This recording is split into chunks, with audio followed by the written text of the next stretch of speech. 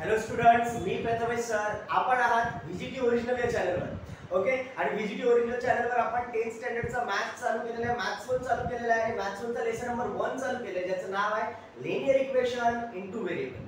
Okay, आपण आज exercise 1.3 करणार आहोत. ओके, जो पूर्ण बेस्ड आहे क्रॅमर रूल वर. ओके, आणि त्यांनी क्वेश्चन नंबर 1 आणि 2 मध्ये फक्त डिटर्मिनंट काढायला सांगितले. त्या डिटर्मिनंटचा उपयोग नंतर आपण क्रॅमर रूलनुसार गणित सोडवायला पण करणार आहोत. त्यामुळे या गणिताकडे लक्ष द्या. ओके, आपल्याकडे क्वेश्चन नंबर काय आहे? ते क्वेश्चन नंबर 1 आणि क्वेश्चन नंबर हा मेन क्वेश्चन नंबर 2 मध्ये आहेत 3. हे सर्व गणित आपल्याला क्रॅमर रूलने सोडवायचे. ओके, सॉरी, डिटर्मिनंट्स काढायचे आपल्याला. ओके, डिटर्मिनंट काढायचे, ते महत्त्वाचं आहे. ओके, मग कसं डिटर्मिनंट काढतात, काय करायचं बघा. इकडे क्वेश्चन मध्ये जी काही ब्रॅकेट दिले, काही ब्रॅकेट असते, अशी ब्रॅकेट देतात ते डिटर्मिनंटला. पण तुम्हाला काय करायचं, पहिला आणि शेवटचा नंबर बघायचे. ओके, जे दोन पहिला आणि शेवटचा नंबर आहे त्यांचं पहिलं मल्टिप्लिकेशन करून घ्यायचं. म्हणजे 3 मल्टिप्लाय 5, त्याच्यानंतर मायनस चिन्ह टाकायचं. क्वेश्चन मध्ये इथे कुठे मायनस दिसो, प्लस दिसो, काही दिसो, मध्ये मायनसचं चिन्ह येणार, लक्षात ठेवा. त्याच्यानंतर काय करायचं, राहिलेले जे दोन नंबर आहेत कुठे कुठे राहिले, 2 आणि 4, त्या दोन नंबरचं मल्टिप्लिकेशन करायचं. नीट लक्षात ठेवा, मी काय सांगितलं, पहिला आणि शेवटचा जो नंबर आहे ब्रॅकेट मध्ये त्या दोघांचं मल्टिप्लाय करायचं, नंतर मायनस घ्यायचं आणि नंतर राहिलेल्या दोन नंबरचं मल्टिप्लिकेशन करणार, लक्षात ठेवा. त्याच्यानंतर इथे काय करणार मी, 3 5 are 15 मायनस 2 4 are 8, 15 मायनस 8 किती येतात, 7. गणित संपलं. सिंपल आहे, डिटर्मिनंट काढणं खूप सिंपल आहे. पुढे लक्ष द्या.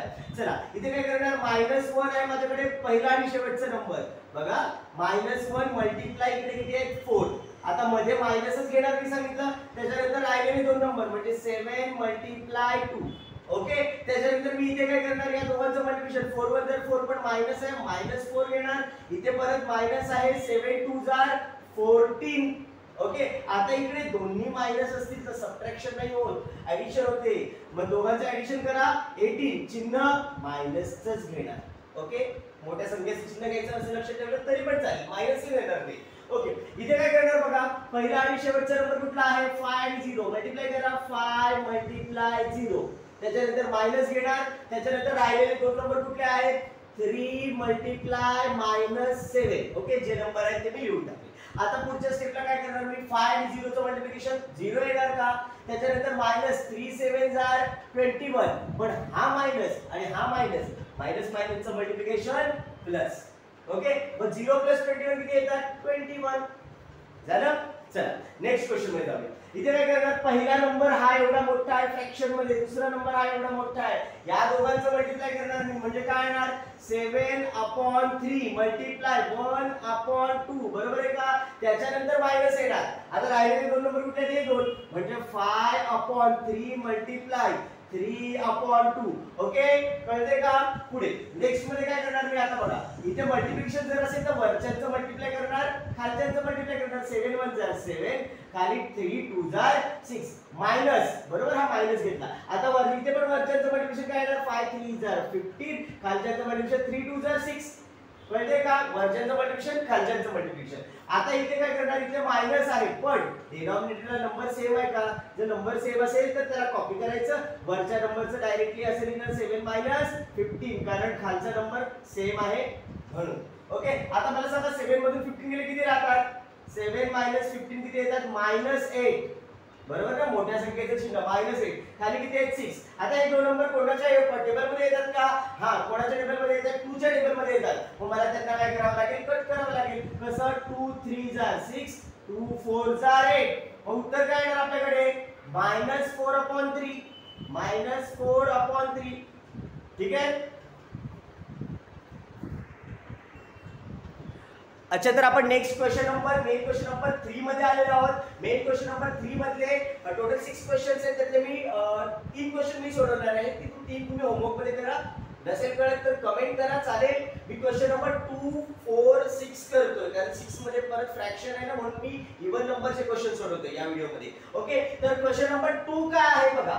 असं काहीतरी क्वेश्चन दिलंय, ह्याच्यामध्ये पण थोडा प्रॉब्लेम आहे. काय प्रॉब्लेम आहे तर मला जो क्वेश्चन दिलेला आहे क्रॅमर रूलचं गणित सोडवताना मला जो क्वेश्चन दिलेला आहे तो पहिला तर आपल्याला जनरल फॉर्म मध्ये कन्वर्ट करायचंय. म्हणजे जनरल फॉर्म मध्ये कन्वर्ट करायचं म्हणजे काय करायचं, इथे 4x आहे, मी 4x लिहून टाकलं, त्याच्यानंतर प्लस 3y आहे, बरोबर 3y लिहिलं, त्याच्यानंतर हा -4 इकडे गेला तर काय होईल, प्लस होईल का, म्हणजे इक्वल टू +4, बरोबर. हे तुमचं इक्वेशन 1 आहे. माझं इक्वेशन जनरल फॉर्म मध्ये असं असतो ना, x आणि y फक्त इकडे असतो, बाकी सगळं तिकडे ठेवायचं असतं. या क्वेश्चन मध्ये पण बघा 6x दिलंय त्यांनी आपल्याला, त्या इक्वेशन मध्ये 6x दिलंय, त्याच्यानंतर x आणि y इकडे पाहिजे ना, मग हा 5y तिकडे काय करतोय, मग 5y ला इकडे आणावं लागेल. हा -5y इकडच्या साईडला आला तर प्लस होईल का, +5y इज इक्वल टू हा 8 आहे तिथेच ठेवला मी, बरोबर. हे आता तुमच्याकडे जनरल फॉर्म मध्ये इक्वेशन आलं. आता क्रॅमर रूलचं गणित सोडवताना पहिलं काय करायचं असतं लक्षात ठेवा.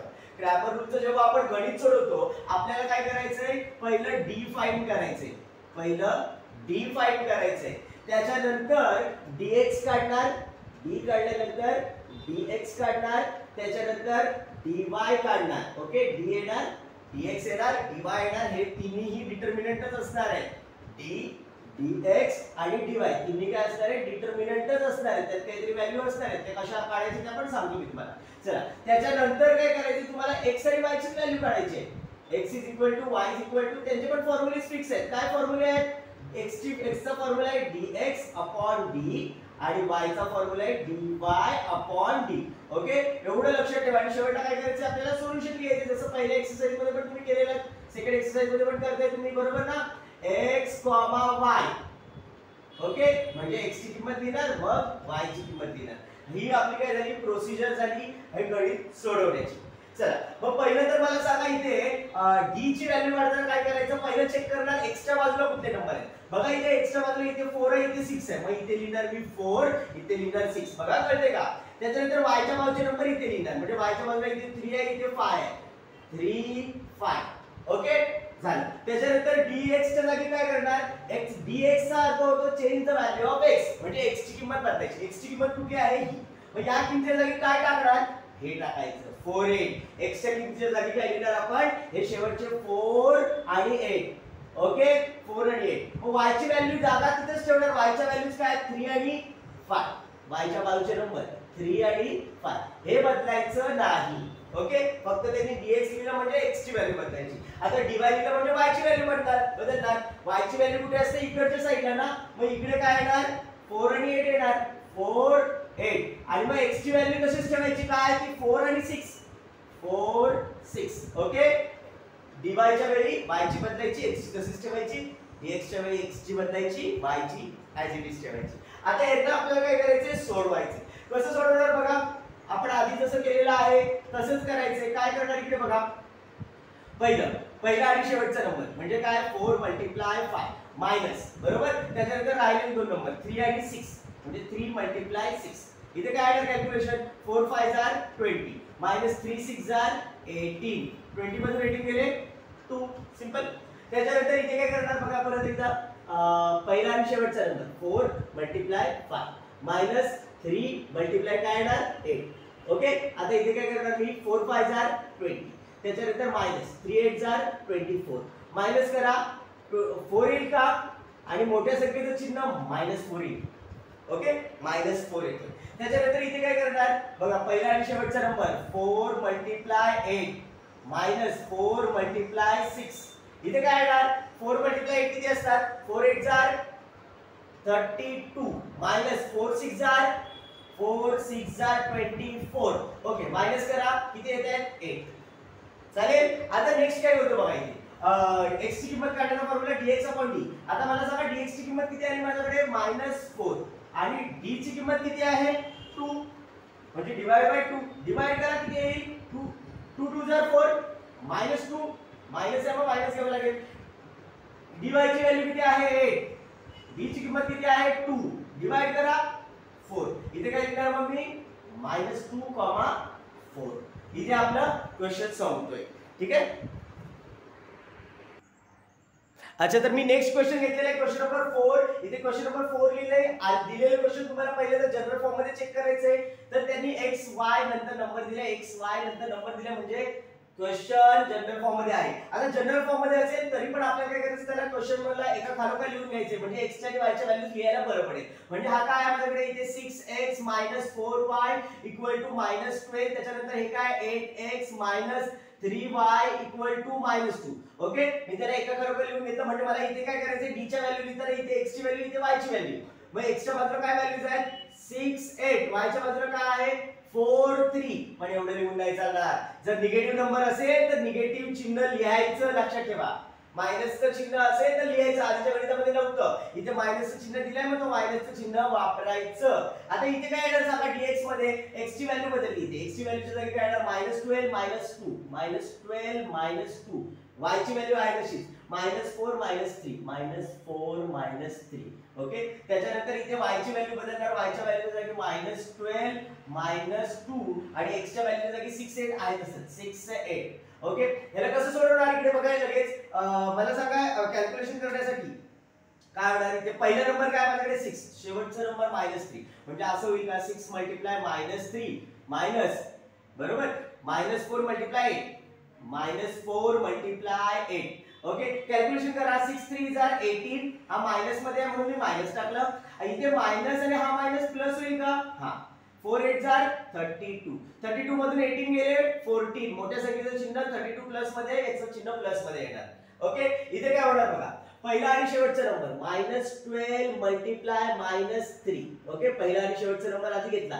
-4 × -4 × ओके, आता मल्टिप्लाय करा. 12 3 = 36. मायनस मायनस प्लस म्हणून मी इथे चिन्ह लिहित नाही. चला इथे बघा, हा मधला मायनस इथे लिहिला, पण हे दोन मायनस मिळून प्लस होईल, म्हणजे 4 2 = 8 प्लस, पण हा मायनस तसाच राहणार. ओके, 36 मधून 8 गेले किती राहतात 28. ओके, 28. चला इथे किती येणार, पहिला नंबर किती आहे माझ्याकडे 6 मल्टिप्लाय इथे शेवटचा नंबर -2. चला मायनस राहील दोन नंबर -12 × 8 करा मल्टिप्लाय. 6 2 = 12. हा मायनस आहे म्हणून मायनस घेतलं, मायनस मायनस इथे प्लस येणार. 12 8 = 96. ओके, आता मायनस आहे प्लस आहे, सबट्रॅक्शन होणार. 96 मधून 12 गेले किती राहतात 84. मोठ्या संख्येचं चिन्ह, मोठी संख्या प्लस आहे, याचं प्लस चिन्ह असणार. आता इथे dx/dx चा फॉर्म्युला आहे, बाहेर आपण मागच्या गणितात पण वापरलंय. चला मग dx ची किंमत किती आहे माझ्याकडे 28, x ची किंमत किती आहे माझ्याकडे 14. डिवाइड करा 14/24, 28/14 किती येतात 2. 14 2 = 28. त्याच्यानंतर dy ची किंमत किती आहे माझ्याकडे 84. 84 ला 14 ने डिवाइड करणार, d ची किंमत माझ्याकडे 14 आहे. डिवाइड करा 14 6 = 84. मग इथे किती येणार x ची y ची व्हॅल्यू, x ची व्हॅल्यू किती आहे 2, y ची व्हॅल्यू किती आहे 6. ओके, कळते का. अच्छा, तर आपला नेक्स्ट क्वेश्चन आहे क्वेश्चन नंबर 6. ओके, त्या क्वेश्चन नंबर 6 ला परत आपण जनरल फॉर्म मध्येच आहे तो क्वेश्चन, आपण त्याला एका खालोखाल लिहून घेऊया. काय होणार इकडे 2x + 3y बरोबर, 2x + 3y = 2 आणि हा इकडे खाली आणलं तर काय होईल x - y/2 आहे, तर y/2 ला असं लिहू का, y ला बाजूला घेतो, इथे 1 असेल ना, मग 1/2 लिहितो इथे. ओके, आणि = 1/2च आहे. चला आता माझ्याकडे काय काय व्हॅल्यूज आहेत बघा.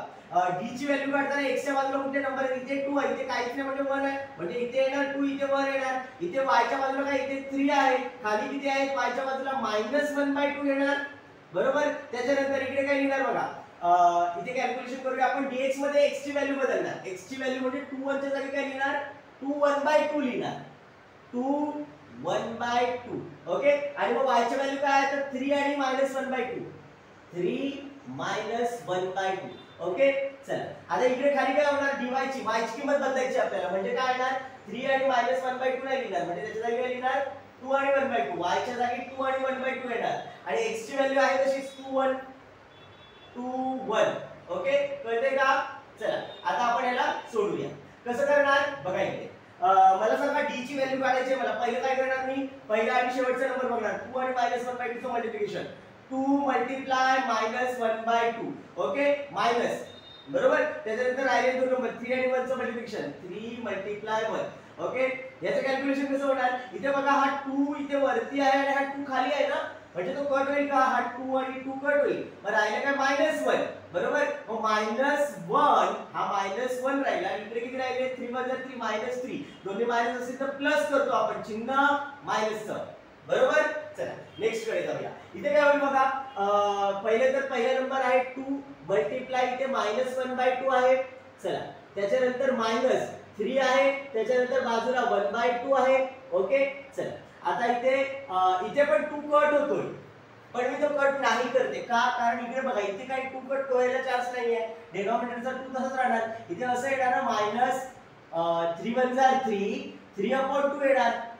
बरोबर. मग मी इथला काय करतो, इथला 2 कॅन्सल नाही करत. इथे पण 2 × 2 आणि खालचा 2 तसाच ठेवला, पण हा मायनस मध्ये म्हणून मी इथे मायनस लिहितो. चालेल. आता इथे डिनॉमिनेटरचा 2 नंबर कॉमन आहे, सेम आहे 2 नंबर. डिनॉमिनेटरला दोन्हीकडे 2 दिसतोय, मग मी काय करतो, हा 2 ला कॉमन ठेवलं, वरती इथे -2 इथे -3 दोन्ही मायनस असतील तर त्याचा आपण प्लस करतो चिन्ह मायनसचं, म्हणजे -5 डिनॉमिनेटरला 2. ओके. -5/2 नीट समजून घ्या, वेगळा आहे थोडंसं क्वेश्चन. चला आता इथे काय करणार, पहिला नंबर माझ्याकडे 2 आहे मल्टिप्लाय शेवटचा नंबर 1/2, त्याच्यानंतर मायनस हा 2 आहे मल्टिप्लाय हा 1. आता इथे मी 2 ला कट केलं तर काही फरक पडणार नाही, याला 2 ला असं वरचा खालचा कट केला कारण इथे असं काही डिनॉमिनेटरला नंबर नाहीये म्हणून मी त्याला कट करतो. मग इथे काय राहिलं 1 राहिलं फक्त. -2 × 2 1 मधून 2 गेला 1 मोठ्या संख्येचं चिन्ह -1. कळतंय का. त्याच्यानंतर इथे मला काय करायचंय dx/d. मला सांगा dx ची किंमत किती आली माझ्याकडे -5/2 -5/2 आणि डिनॉमिनेटरला d ची किंमत किती आहे माझ्याकडे -4. ओके. इथे एवढं तर कळलं की मायनस मायनस कट होणार. बरोबर. आता हा 2 जो आहे 5/2 हा 2 जो आहे तो डायरेक्टली खाली येणार, म्हणजे असं होणार 5/2 × 4 मायनस मायनस केला. हा डिनॉमिनेटर आहे ना, हा पण डिनॉमिनेटर आहे, मग दोन्ही डिनॉमिनेटरचं काय होणार मल्टिप्लिकेशन. आता इथे काय येणार 5/2 4 8. ओके. कळतंय का. आता dy ची किंमत किती आहे माझ्याकडे -1. d ची किंमत किती आहे माझ्याकडे -4. हा मायनस मायनस केलं तर काय राहणार 1/4. मग इथे मी व्हॅल्यू काय लिहिणार 5/8 1/4. बरोबर. 5/8 1/4. इथे आपलं क्वेश्चन संपलेला आहे. 6 नंबरचा क्वेश्चन होता क्रॅमर्स रूलचा. आपण या व्हिडिओमध्ये एवढंच करणार आहोत. तुम्हाला व्हिडिओ आवडला असेल तर लाईक जरूर करा, चॅनलवर नवीन असाल तर सबस्क्राइब पण करा, कारण मॅथ्सच्या आणखी बऱ्याच व्हिडिओज आपल्याला या चॅनलवर पाहायला मिळणार आहेत. आणि बेल आयकॉन पण दाबा म्हणजे तुम्हाला लवकर नोटिफिकेशन मिळेल. ठीक आहे. थँक्यू.